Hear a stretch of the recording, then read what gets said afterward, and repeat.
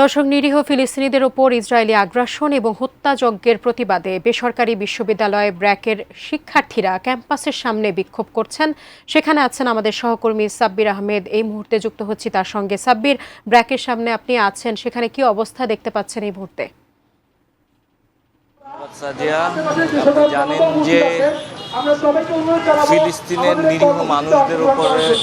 Israeli যে আগ্রাসন এবং ইসরায়েলি যে বর্বরতা, যে হত্যাযজ্ঞ চলছে, সেই হত্যাযজ্ঞে সারা দেশব্যাপী আন্দোলন হচ্ছে। সেই হত্যাযজ্ঞের কারণে সারা দেশব্যাপী প্রতিবাদ হচ্ছে এবং সারা দেশে যে প্রতিবাদের ঝড় লেগেছে, মুসলিম কান্ট্রি বা মুসলিম দেশ হিসেবে বাংলাদেশেও সেই একই ধরনের প্রতিবাদের ঝড় উঠেছে এবং সেই প্রতিবাদের অংশ হিসেবে আজকে আমরা দেখতে পাচ্ছি স্বাস্থ্যকর অল টাইম ফ্যামিলি কেক, সব সময় অল টাইম হেলদি লাইফ। বেসরকারি বিশ্ববিদ্যালয় ব্র্যাক বিশ্ববিদ্যালয়ের যে শিক্ষার্থীরা রয়েছেন, তারা সকাল 9টা থেকে তারা এখানে অবস্থান করছেন এবং তারা তাদের যে প্রতিবাদ, সেই প্রতিবাদ জানাচ্ছেন এবং এই প্রতিবাদের অংশ হিসেবে তারা যেটি বলছেন যে ইসরায়েলের প্রেসিডেন্ট নেতানিয়াহু এবং পাশাপাশি ইউএসের যে প্রেসিডেন্ট ডোনাল্ড ট্রাম্প, তারা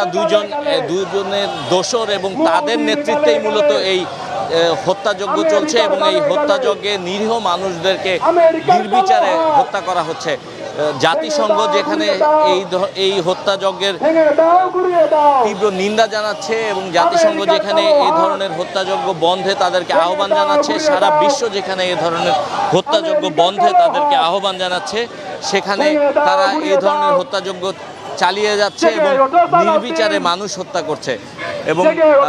বিভিন্ন ধরনের প্ল্যাকার্ড, এবং আপনি দেখতে পাচ্ছেন যে ট্রাম্প এবং নেতানিয়াহুর প্ল্যাকার্ড নিয়ে তারপর তারা আসলে এই বিক্ষোভ কর্মসূচিতে অবস্থান নিচ্ছেন এবং পুষ্পতলিকা নিয়ে আসা হয়েছে,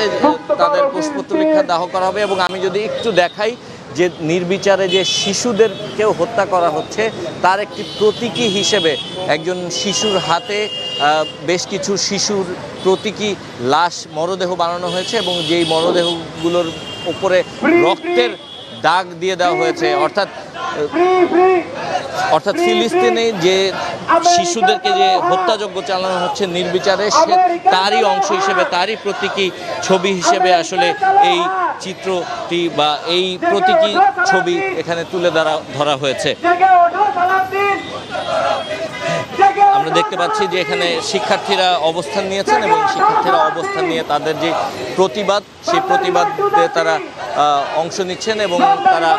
দীর্ঘ সময় পর্যন্ত এখানে অবস্থান করে তাদের এই যে প্রতিবাদ, সেই প্রতিবাদ জানাচ্ছেন। এবং আপনারা জানেন যে গেল পরশুদিন সারা দেশব্যাপী নো ক্লাস নো এক্সাম কর্মসূচি পালন করা হয়েছে এবং সেই সময় এই বেসরকারি বিশ্ববিদ্যালয়ের যে শিক্ষার্থীরা রয়েছেন তারা কিন্তু সক্রিয়ভাবে অংশগ্রহণ করেছেন এবং তারা প্রত্যেকে তাদের যে বিশ্ববিদ্যালয়, সেই বিশ্ববিদ্যালয়ের সামনে অবস্থান নিয়েছেন, তারপর তারা প্রতিবাদী বিক্ষোভ মিছিল করেছেন। তো এই ছিল তাদের যেই প্রতিবাদ কর্মসূচি, সেই প্রতিবাদ কর্মসূচি এই মুহূর্তে সবশেষ চলছে।